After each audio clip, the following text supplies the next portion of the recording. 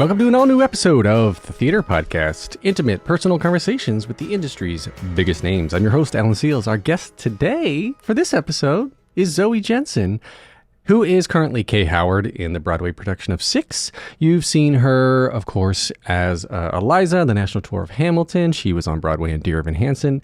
And just a delight to get to know and a delight to meet. Did you know her first name's Lana? Yeah, you'll find out other facts like that and many more in the episode. So we'll dive right in. Listen, no, not listen. You are listening. Like, subscribe, and share the podcast wherever you are listening now with your friends, whoever you're sitting next to. I'm on X. I don't know how much longer I'll be on X, but I am. Formerly Twitter, Threads, Instagram, TikTok, all the places. Facebook? Yeah, I'm still there, I guess. Everybody please enjoy this episode now with Zoe Jensen. Here you go. 1, 2, 3.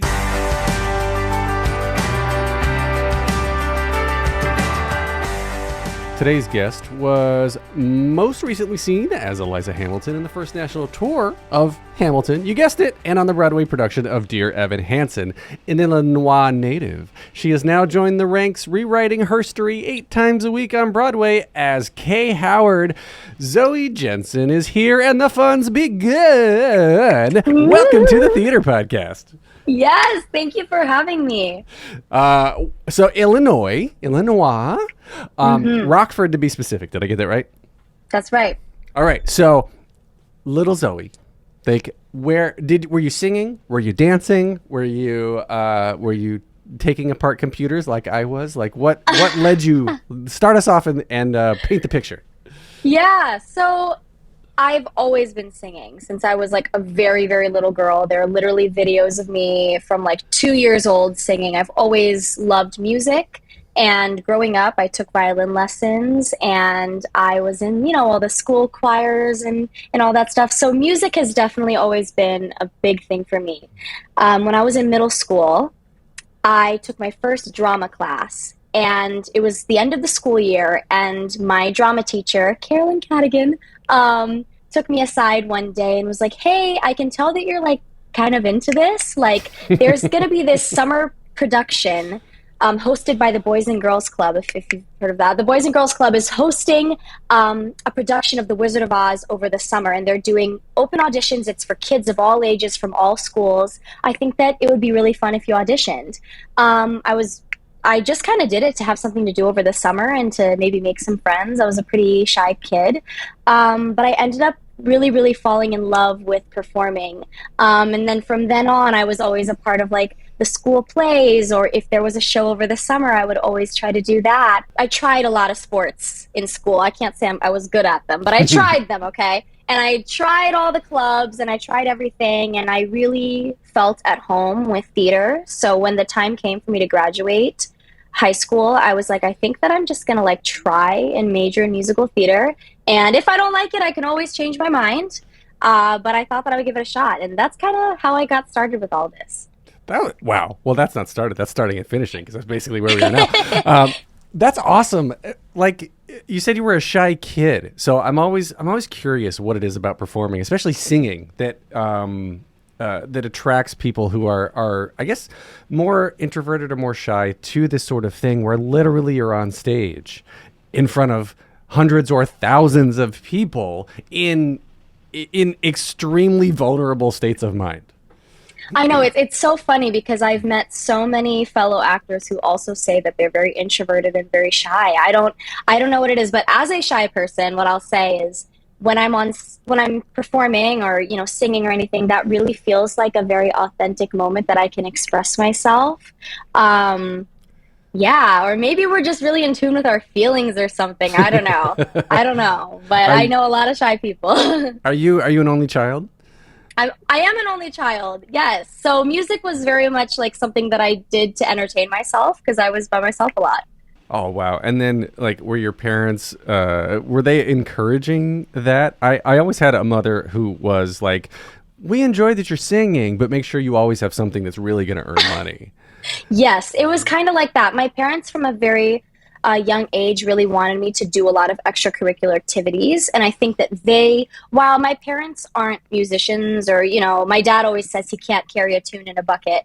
and I can attest to that. But they've always been lovers of the arts. And so from a very young age, I was put into those opportunities. And I don't think that they thought it would go this far.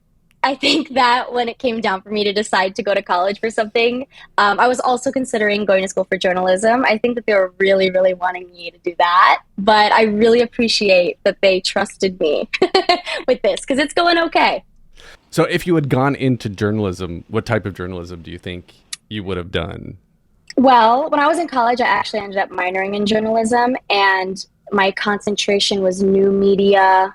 I don't remember what it was called anymore, but it was something along those lines. So like my absolute goal when I was growing up is like I wanted to write a blog or, articles for like online or things like that. Yeah, I don't know, something like that. Well, how about you and I make the Zoe Jensen Herstory Power Hour, and it's in podcast form. Yes. Or power half hour, power at 10 minutes, power minutes. So 10-minute episodes where you're just doing little facts of female trivia, female powered, female focused in trivia. I'll support that. I will produce the crap out of that. So you let me know. But then, so where'd you go to school? You said you were majoring in theater. So where did you go to college? I went to college at Southern Illinois University, Carbondale. Right. And then, if I was stalking Instagram correctly, you joined the Hamilton tour at 23, which would be right out of college, yeah? Well, right after college, I spent a little bit of time in Cincinnati, Ohio. I did some children's theater there. And then I went to New York for a little bit. I did an off-Broadway show, and then I did Hamilton. Interesting how you have to come to New York to get the show that takes you away from New York. Right? Yes. Yeah. That's hard. It's really hard, I think. Like and we kind of got, I was going to say as a working person, as a working actor in a committed relationship, or even as somebody with children, right? Because I was just talking with Laura Bell Bundy and Lily Cooper about like being working moms now, because they're about to open the cottage here on Broadway. So this being working moms and having to be away from your partners and your kids and whoever the case is. So, I don't know where I was going with this, but it's a hard life to take you away from New York. Absolutely. I feel like this time of my life was a really perfect time for me to go on tour because I think it's a great thing for young actors to get to do in general is tour. When you don't have a mortgage yet, maybe when you don't have a family, even though it's definitely possible. I definitely toured with people that had families, but it's a great time before you have a lot of responsibilities. Dude, adulting sucks. I just want to put that out there. Does it? Yeah. Adulting sucks. It does. Then the mortgage and then the homeowner's insurance and even renter's insurance. And taxes, blah, blah, blah. All this stuff. And SAG strikes and all sorts of things you have to worry about. So Hamilton, you were with that show, 650 shows, 29 cities over 3 years. Yes, that's right. There you go. So did you come into the tour as Eliza? I did, yes, as Eliza in Philadelphia. And I was with it when the shutdown happened. So during the pandemic, I was just waiting, getting ready, and then came back with it. Well, what happened during the shutdown? Did you know, was there any sort of indication from the production team or did the cast, were you guys doing Zoom calls or anything? Yes. We're going to see you in 2 weeks, right? It's just a temporary thing. I know, we kept having these company-wide Zoom meetings where we were like, okay, we're hoping for in a few months. And then sure enough, we'd have another Zoom call. Okay, well, we're waiting. But what I will say is that Hamilton as a whole really made us feel very secure that you are going to have your job when we come back. We're on a pause, but we will come back. Do you, I guess doing a show like Hamilton that is now, anything that tours like this, you're talking about Cats or a Phantom or anything like this is I guess, where are you learning it and what are the standards for the tours compared to the Broadway productions? Because sometimes you're touring while Broadway's still happening if the show is fortunate enough to be that successful, and sometimes the tour doesn't start until after the show closes. So like Into the Woods that is happening now, but Hamilton's got 3 or 4, 3 I think North American tours alone, and then there's international tours, and it's still on Broadway. What's the standard that keeps it all in sync? Well, I think that it starts out with let's just say the dance team, for example, there's like the dance supervisor, and then there are these, I don't really know what position you would call them, but basically they travel company to company and make sure that we're keeping it pretty universal. But you know what, at the end of the day, every company is going to have their little isms. That's just the way it goes, no matter what. But yeah, typically when you're on tour, like every few weeks, you'll have a dance supervisor, or Alex Lackamore or Tommy Kail will come in and make sure that we're keeping to like a certain standard that they have for the show. Oh, that's so cool. I didn't realize that the Broadway creatives are still there, like making sure there's polishing and cleaning. And I can't necessarily say that it's every single show that's like that, but we were very, very fortunate in that way that we got to really work with them. And I was also really lucky because I know you were asking about like how you get started, how you learn. A lot of people learn on the road. They'll just join in the city that the tour happens to be at. When I booked this show, when I booked Hamilton, I was doing Dear Evan Hansen at the time. So because they couldn't ship me off right away, what I did was I rehearsed in the Hamilton Broadway rehearsal studio in the mornings, and then I would go do Dear Evan Hansen at night. So I was really grateful that they worked around my schedule. Wait, they have their own rehearsal studio? They do, and it's called King's College. It's so cool, and it's so cute. And oh my god, I was so starstruck when I walked in the first time. They have little Hamilton art all over the place, and they have the turntable really, really marked out. And yeah, I think it's really important to have a really like a home base, especially because they have all these different productions, like let's have a place where we can all go. Well, that's interesting. And it was kind of leading me to my next question about the universal swing, because you brought up that like there's universal positions, which I don't think was formally recognized as a thing until basically the last year and a half or so, when Broadway, or the industry, had to start coming back, and you would have enough people, including your swings or alternates or standbys, that all were sick for one reason or another, and then you had to bring in your standbys or alternates from another production to perform that night, and then fly out and go do it again somewhere else the next day. Yeah, exactly. Yet again, another reason why it's so important for us to at least have a similar structure.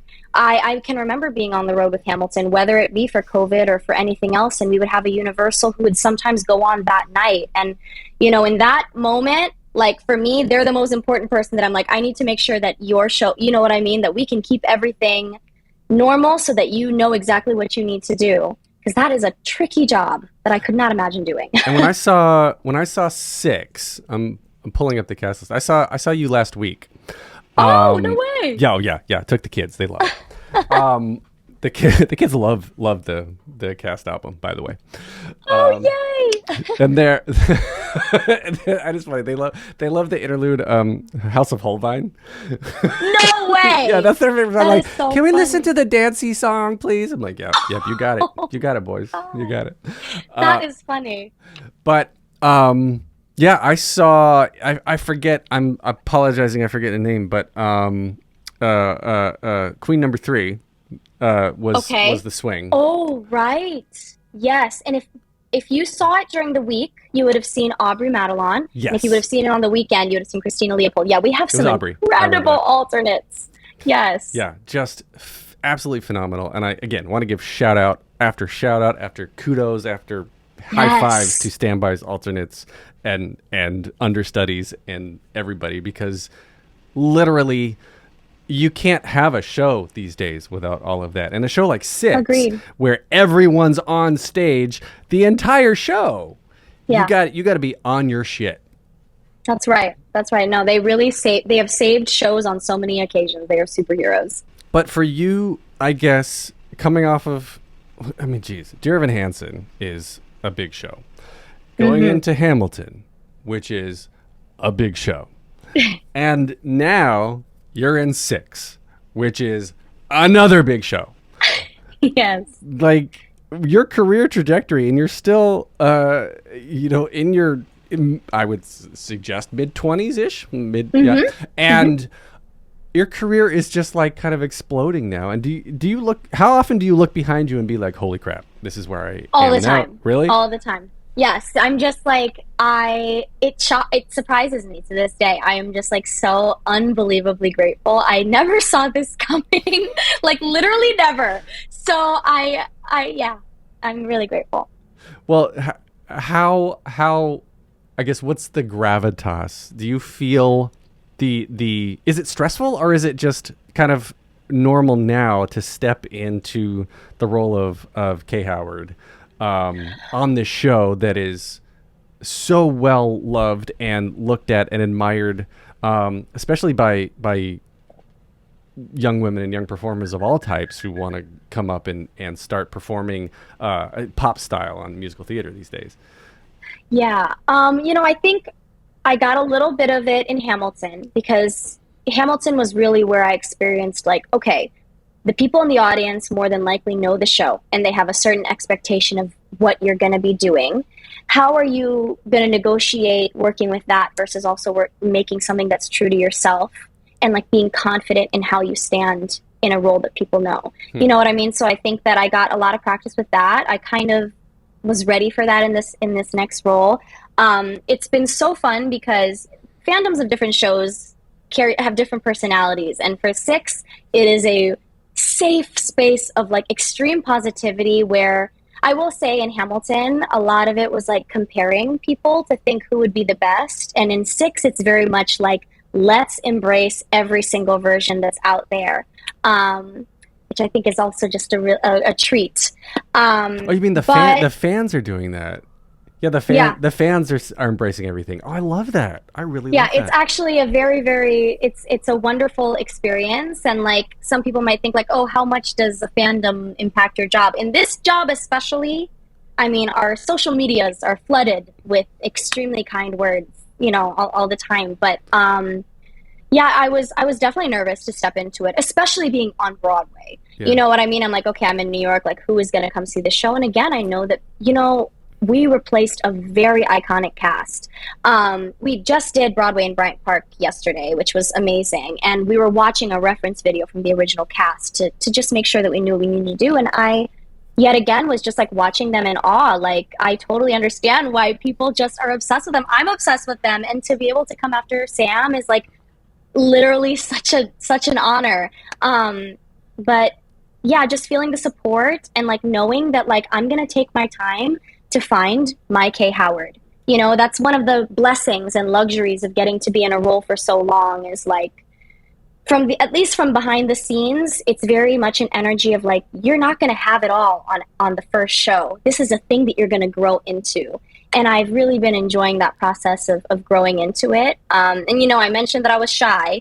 And if anyone's seen the show, Kay Howard is not shy. Nope. I was literally going to ask that. Yes, and that has been a big thing for me personally that I have had to work on for myself and be like, okay, you gotta go out there and fake it till you make it with that stuff, But yeah, it's been a great experience so far. We're going to take a short break. Stay tuned for more of the episode.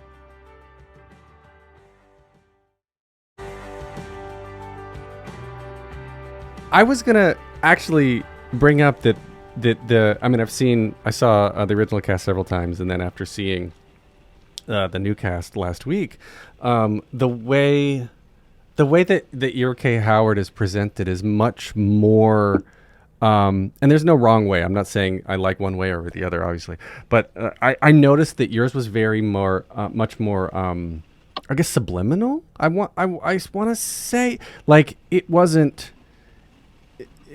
It was like, oh, like you were leaning into the quiet part of the role. Sure.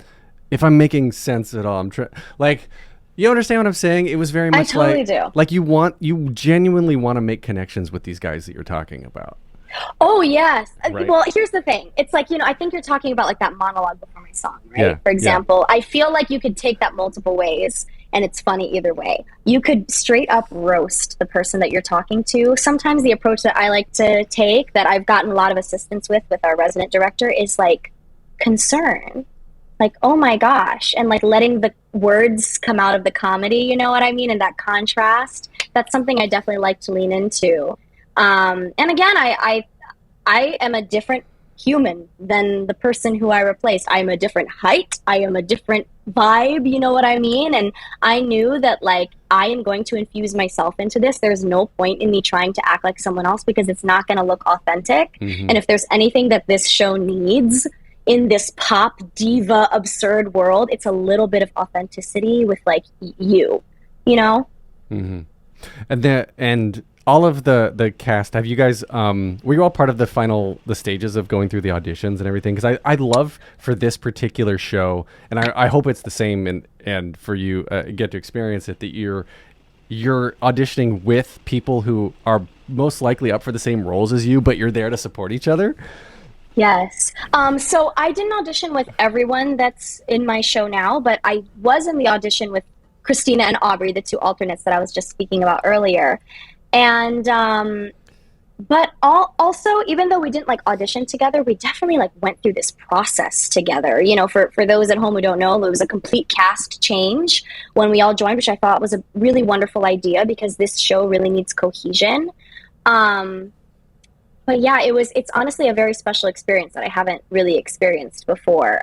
We really have like stuck together, and our bond is like the best part of this show, in my opinion. The upstage, when you're not, you know, on mic or whatnot, like are you still talking to each other? Are you like genuinely supporting each other and whatnot? Because it is such a sisterhood.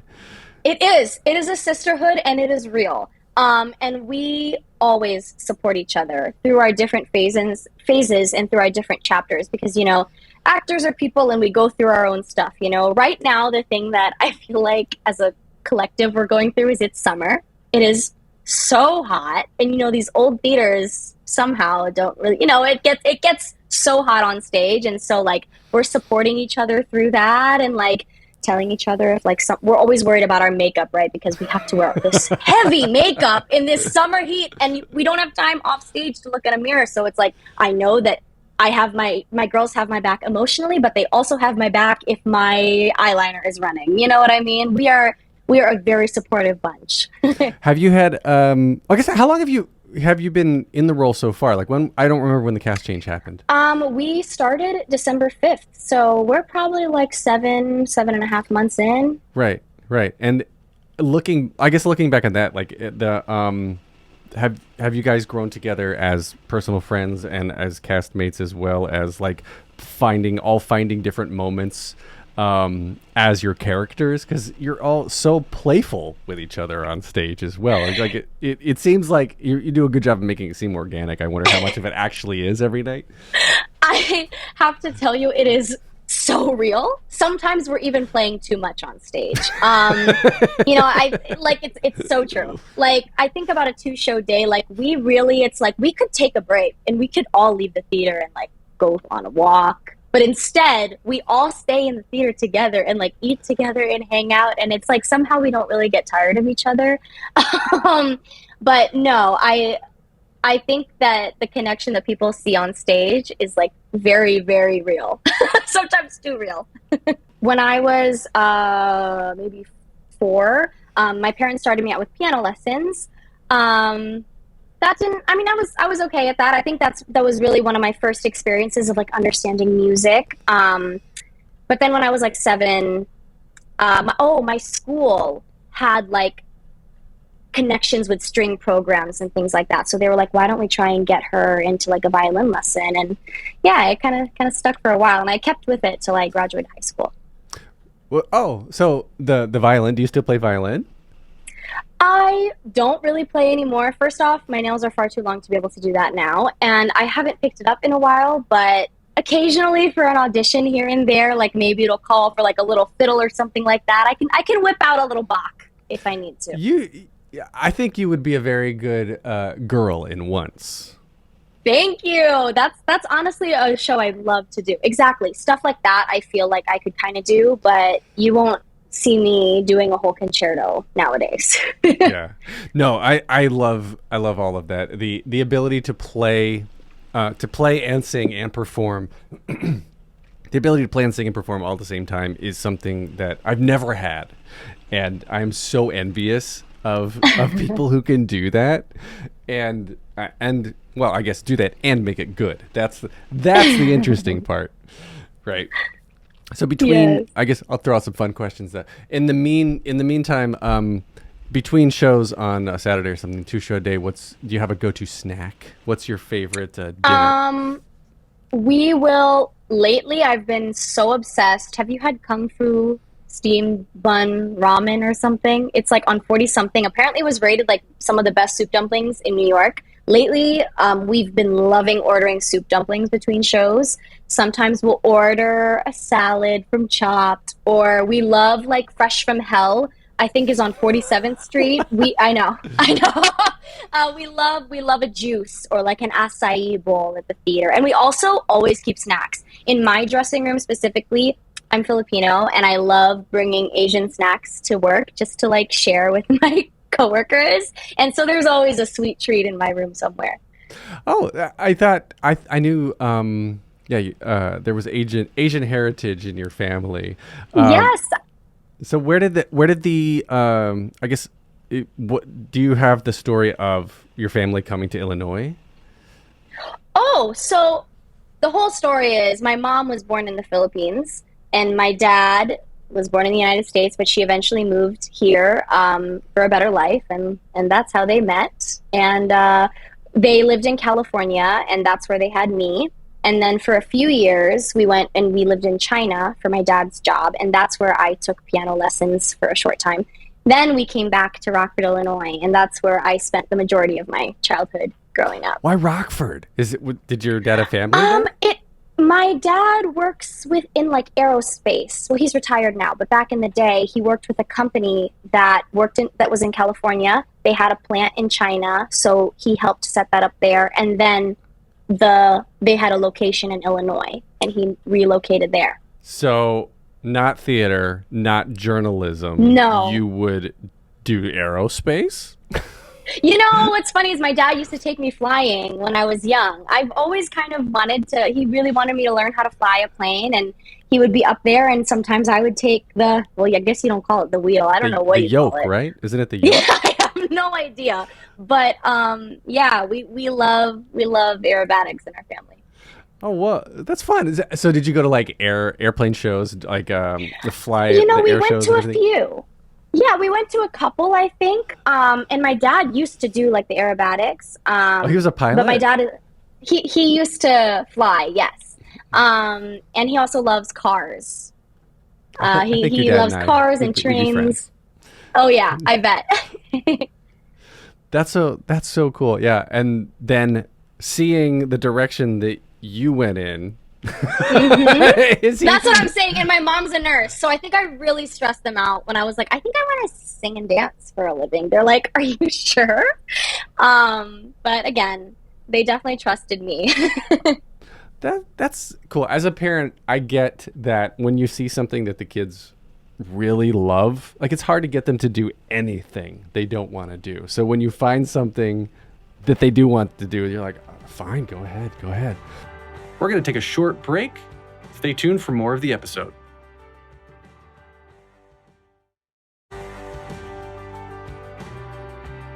Obviously, I guess the musical theater side of life, the drive for singing, the drive for the arts did it come from any of them? Do any of them, are they doing like artistic kind of things outside of, I guess aerospace, if it's, depending on what it is, could be a bit artistic and designy. You know, my dad's mom, who I never met, passed before he even met my mom, was a poet in Norway. And her grandfather, I believe her grandfather, wrote the national hymn book for Norway. So I feel like there's some creativity in our blood a little bit, but no one that I directly, my parents aren't necessarily like creative. But you know what I will say about my parents, especially my dad, is that I think that like I really watched him when I was growing up. He has old cars, and I watched him like on weekends like work on something. You know what I mean? And build something. And you're absolutely right earlier. That's creativity, And I think that while I love musical theater, definitely my favorite thing to do in life is just learn stuff. I love to do, you know what I mean? I love to tinker. I love to craft. And I think that I definitely got that from him, and like seeing his focus on really working on something. That's cool. Yeah. That's cool. I mean, it's a work ethic. Like having the work ethic to design something, see it through, and finish it. Because I forget what it's called. Isn't it some sort of like psychological thing where you're just unable to finish things? Yeah. I forget what it's called. I know what you mean. I can't think of what it's called, but I know what you mean. Interesting. Well, I don't know, but obviously you're just like, I'm singing, I'm going to college, I'm going to do it, and fuck journalism, and now I'm on Broadway. That's right. So, do you have any like perfect roles, any dream roles other than in Once? Like after doing 6 for a year or so? Yeah. If I had my absolute goal of like what I would love, I would love to originate a role. Yeah. That would be the absolute. I look at my friend Lorna Courtney, who's Juliet and Anne Juliet, and I would love to do something like that. Bring something new, and but for roles that are already created, Glinda in Wicked would be like an absolute yes for me. I would love to do that. Things like Once, where I get to show a little bit of a different side. Yeah. Or just, I love a pop rock musical. Those are my favorite kind of musicals to sing. A pop rock moment. Yeah, you'd be very good in Wicked. You'd be very good in Anne Juliet too. I think. I mean, I'm calling it. Anne Juliet's going to be around for a while. That's not going anywhere. So I think you're going to have your chance. You'd be a good Anne Hathaway too. Oh yes, that's the name of the role. I was like, Anne Hathaway, but yes, that is the name of Betsy Wolf's character. Yeah. Or like, I would love if like for some reason Heathers came to Broadway. Like I would want to do like a Veronica, something like that. You know, so I think that would be a lot of fun. But we'll see. What do you do? I always say, like, if you're not outside your comfort zone, you're not learning, you're not pushing yourself. Do you have something that you're doing? Oh, that's something else that I wanted to bring up was the intention cards that you're looking at before your shows. Yes. Right. So going back, like, maybe that's tying into pushing yourself into trying new things and learning. But I do want to know, if it's not the intention cards, what you do to push yourself and learn. But let's talk about the intention cards first, because I saw your post about that and I thought it was really cool. Yes. Oh my gosh. That is so funny that you're bringing that up, because that really is a part of something that I've been really trying to work on lately, which is, it sounds silly, but it's just like inner peace. Broadway is very chaotic and tricky. And, I know that some people might look at, a Broadway actor's schedule and think, okay, like on the weekdays you have the whole day off and then you have the show, you can do so much. But like, there really is something about the fact that the show is taking up so much of your brain space that it feels like you almost have to actively find things to do outside of work, or else you're gonna like go crazy. Like really, like it can be like a lot. You can get burnt out, and so something, especially when you're doing a job like a Broadway show where you're on the same spot every day, you're singing the same note. It can feel very robotic if you're not careful, and so something that I've been working on is things like meditating and like really getting myself grounded before the show and feeling very grateful that I get to do it, and the intention cards help me because I love to kind of have an extra thing to like focus on and a reminder while I'm going through my day. That's something that I've been really working on. And then other things that I like to do outside of work, I have, ever since being in 6, I have a new apartment to myself, and I've really enjoyed getting to design my own space. I've been waiting for this for a long time. I have a cat, and she takes up a lot of my time because she is my child. Poppy? And Poppy! Poppy, yeah. Yes, Poppy. She's been a really, really great companion. And then, one of my favorite things to do, especially being in New York where you can just like walk everywhere, is I just really like to make sure to get outside and just explore different areas. And like, my ideal day would be like to just explore and like stop in a little bakery and get a little treat and like walk around, and like go to a little small store and like see. Those are my favorite things to do to kind of like fill up my cup. That's no pun intended. That sounds like an Anne Hathaway movie. I know. You're right. It's like I'm gonna go check out this bakery and that my friend owns, and then I'm gonna go get my nails done, and then I'm gonna Yes. meditate at the park, whatever the case is.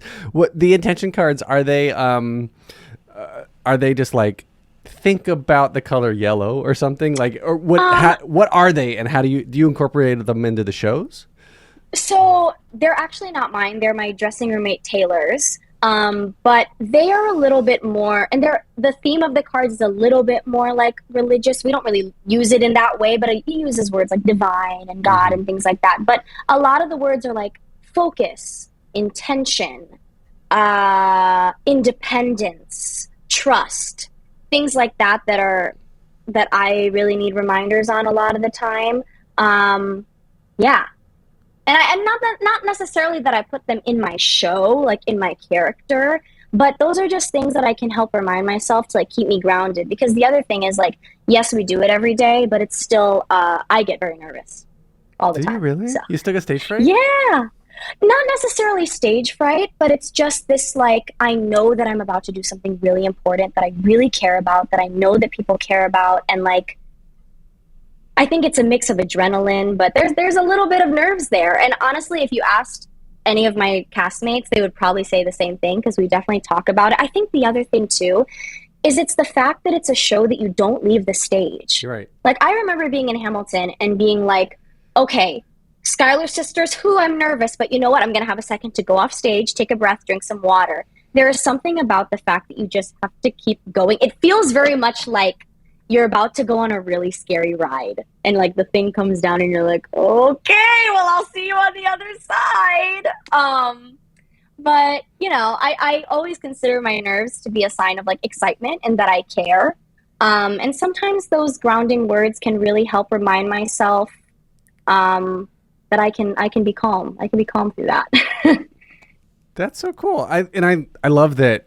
Like, I love that you still do get nervous because it just goes to show, right, that even at like the level where you are, it's stressful. It's hard. It is. And I think it's easily judged not in a good way.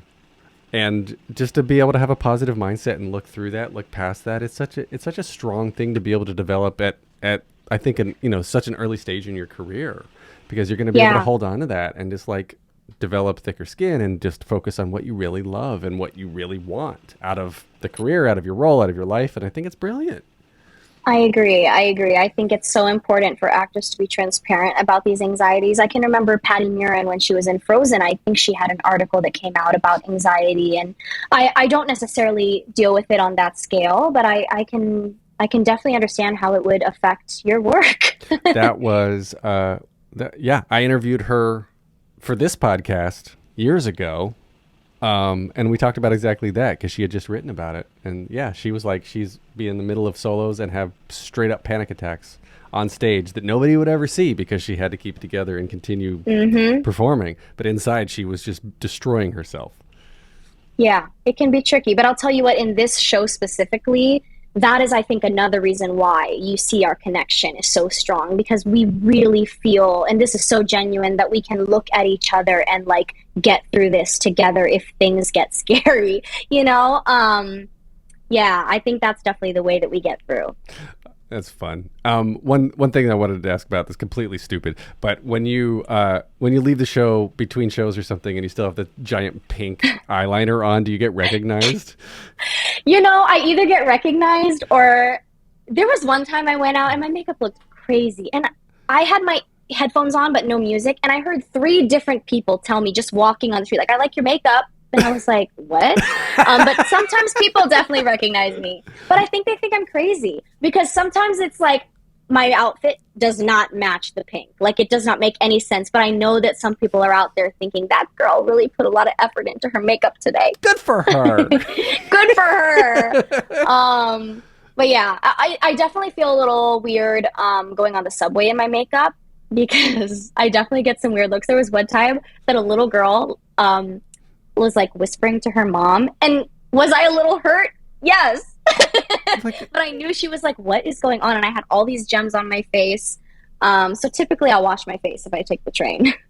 Oh, that's cool. I mean, you just like have a little sign that says like, it's for my job. It's for my job. I know. Yeah, that's all. But I've seen weirder things. So I would, again. See, that's true. We are in New York. So that's not the weirdest thing that someone has seen today. Riding the subway on or around Halloween is one of the best experiences you can ever give yourself. No, you're so right. You're so right. It's like, wow, it's a toss-up of what you're going to see. Yesterday, when I was on the train, I saw two really funny things. I saw a man with a Haagen-Dazs pint of cherry vanilla ice cream, just eating it with a spoon while standing. I saw that. And then it was hot. It was a hot day. I get it. It was hot, and you got to do what you got to do, and props to you on the good taste. But there was another lady who had a napkin, and she kept covering her face, and I was like, what are you doing? And then I realized I think she was trying to use it as a mask, and I was like, that's not how this works. No. But anyways, you'll see the silliest things that'll just tickle you on the one train. No, I've seen so many things, including animals and inappropriate behavior. And yeah, welcome to New York. It's great. All right. So 3 questions I ask everyone to wrap up the episodes. The first one, just very simply, is what motivates you? What motivates me is, number 1, a legacy for my family. And number 2 is I know that there are little girls looking at me. And even if it's just one who relates to me, like I know that it's important for her to see me put myself out there in the best way that I can. What advice would you give to your younger self and younger people listening now, starting out down a similar path? To me, I would say don't worry so much. Like just have fun. Relax and enjoy. Like it'll work out. For anyone who wants to do this, I would say do not. I think it's important to look at other people, look up to people, but do not compare. How you think it's going to go or how you want it to go, I promise you is not how it's going to go. And that's like, okay, because it's actually going to be better if you really like focus in on it. It always ends up being better. But I would say don't compare your path and like be open to opportunities around you.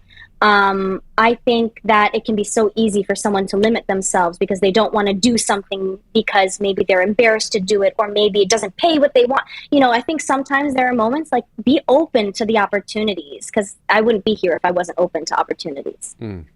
I love that. Yeah. It's saying yes to unknowns is scary and it's hard, but it can really be worth it. You only fail if you don't try. That's right. Yeah. All right. Last question. This is super hard. If you could only see one show for the rest of your life, but you can see it as many times as you want, what would you see? Oh my gosh. I might have to say Wicked, and I know everyone's like, Wicked, Bonnie. But no, really though, that was the first show that I saw. I think it's magical. If I could only see one musical for the rest of my life, I would want it to be something that I could come to when I want to watch a spectacle. And I think Wicked is a spectacle, and the music is powerful, and I just love it. All right, where can we find you online on the socials? Follow me on Instagram, Lana Zoe Jensen, and you can follow me on TikTok, but I post once every 12 years or so, so who knows if I'll be on there. But Instagram is definitely the place to find me. Is Lana your actual first name? Lana's my first name, Oh! Yeah. Yes. So you went middle and last for your stage name? Yeah, well, I've never gone by Lana. Like, I never remember ever being called Lana. I think that they just thought Lana Zoe sounded better than Zoe Lana. Okay. Lana Zoe, yeah. Well, you're Zoe to me. That's how it is. That's right. All right. And you got to get on Threads. That's the hot new thing. All the kids are on it. I am on Threads. I've recently signed up for it. I'm ready for this new thing. I think it's going to be good. Okay, well, when we're done recording, let's take a picture together and then we'll post it on Threads. That could be your first thing. All right. Yes. Find me. Okay, cool. Find me on Threads. Find me on Instagram, Twitter, TikTok, Facebook. It's all out there.